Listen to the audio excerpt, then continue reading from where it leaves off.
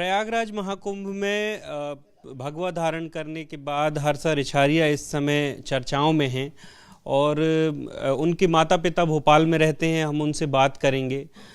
Sir, हम थोड़ा सा जानना चाहेंगे कि हर्षा के जीवन के बारे में कि कैसे उनका अध्यात्म की तरफ झुकाव हुआ। एक पहले वो प्रोफेशनल लाइफ में थी, उसके बाद अब जिस तरीके से हम उनका नया रूप देख रहे हैं। देखिए, आप लोगों ने उनका अभी देखा है, लेकिन हम माता पिता हैं, तो जहाँ तक उसका अध्यात्म की ओर झुकाव की बात की जाए तो लगभग 10-11 साल की रही होगी। उस एज से उसका महादेव के प्रति झुकाव चालू हो गया था। जैसे बिन नहाए खाना ना खाना, हर सोमवार को जब तक शिव जी के मंदिर ना पहुंच जाए उनकी पूजा ना कर ले, उसके पहले स्कूल कॉलेज ना जाना, ये उसका 10-11 साल की उम्र से ही चालू था। आज मान के चलिए लगभग अपने भारत में 12 ज्योतिर्लिंग हैं, उसने वो पूरे कंप्लीट कर चुकी है, जबकि हम लोगों के नहीं हुए। हम तो अभी 4 भी नहीं किए और वो 12 ज्योतिर्लिंग पूरे कर चुकी है। तो उसका अध्यात्म की ओर बताने का मतलब झुकाव उसका जो है वो आज से नहीं है, बचपन से है। ये तो हमारे क्योंकि सनातन के संस्कार के भी हिस्सा हैं। कब ऐसा एक वक्त आया जब उन्होंने कहा कि अब वो इस तरफ बढ़ेंगी, या कुंभ में जाने की बात कब उन्होंने कही कि वो अब जा रही हैं, वहीं पे रहेंगी? आप लोगों का क्या रिएक्शन था उस समय? जब उसने बताया कि कुंभ जा रहे हैं तो सहज अनुमति दे दी गई थी। कोई दिक्कत थोड़ी हम लोगों की, भाई गुरुजी महाराज के पास जा रही है, कुंभ नहाने जा रही है, कहीं किसी और जगह थोड़ी जा रही है जो हम लोग उसमें कोई ऐतराज करें। तो बच्चों पे इतना भरोसा हर माँ बाप को होना चाहिए कि अगर कहीं बच्चे जा रहे हैं तो भरोसा रखें कि वो बच्चे गलत कदम नहीं उठाते हैं। जो हर्षा है, इसमें मीडिया में भी इस बारे में और बाकी अगर सोशल मीडिया में भी बात करें, उनके बारे में इस तरीके की बात हो रही है कि क्या वो साध्वी हैं या वो फिलहाल अभी जो हैं वो गई हैं उस दिशा में। अगर आप, क्योंकि माँ बाप हैं, आप ज़्यादा बेहतर जानते हैं, तो अभी जो उनकी जो स्थिति है उसको आप क्या देखते हैं कि वो क्या कहना चाहिए उनके बारे में? देखिए, पिता होने के नाते मुझे उसके बारे में पूर्ण जानकारी है, अपूर्ण नहीं।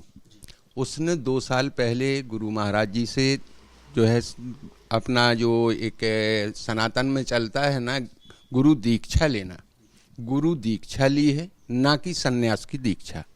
जिस साध्वी का टैग ये जास्ती का लगाया गया है, जो गलत है।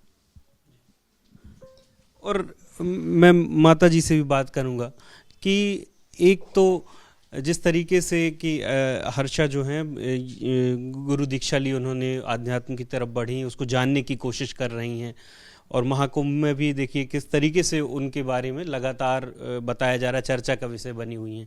लेकिन दूसरी तरफ जिस तरीके से सोशल मीडिया हो, चाहे मीडिया हो, चाहे कई तरह के लोग हों, उनके पास्ट के बारे में, पुराने जीवन के बारे में, पुरानी तस्वीरें, पोस्ट, इस तरीके की चीज़ें शेयर करते हैं, तब आप पर क्या बीतती है और ऐसे लोगों से क्या कहना चाहेंगे आप? देखो, उसने कई जगह ये बताया हुआ है, खुद बोला है कि वो पहले एंकर थी, आर्टिस्ट थी।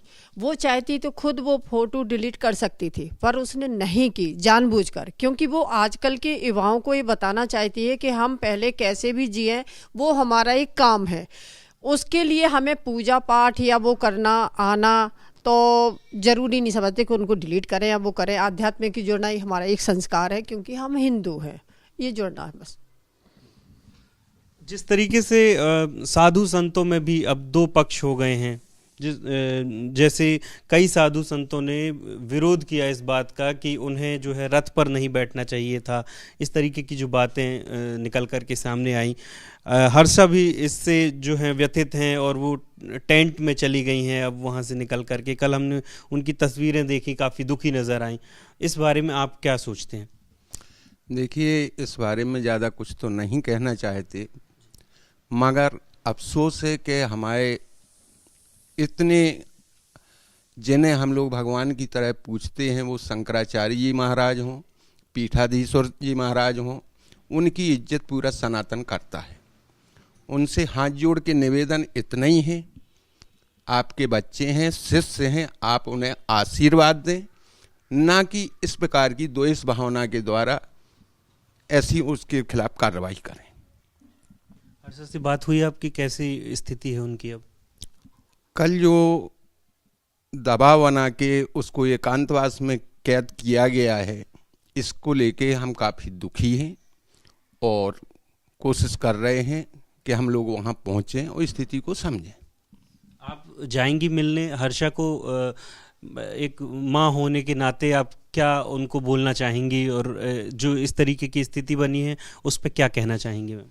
बिल्कुल जाएंगे मिलने। कुंभ स्नान है तो वैसे भी सभी लोग जा रहे हैं, तो हम लोग भी जाएंगे, ठीक है। और हम अपनी बेटी से यही कहेंगे कि जो तुम्हारा काम है, हम अपने उद्देश्य को लेके कि पूजा पाठ का या कुंभ में या गुरु जी या दूसरों की सेवा करना है, वो अपने काम पर आगे बढ़ते रहो, ठीक है।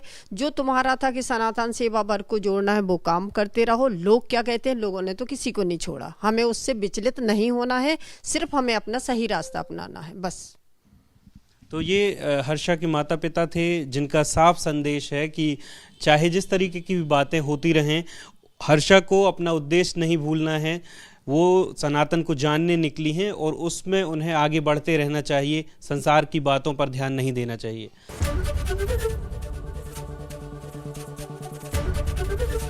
एबीपी गंगा, खबर आपकी, जुबान आपकी।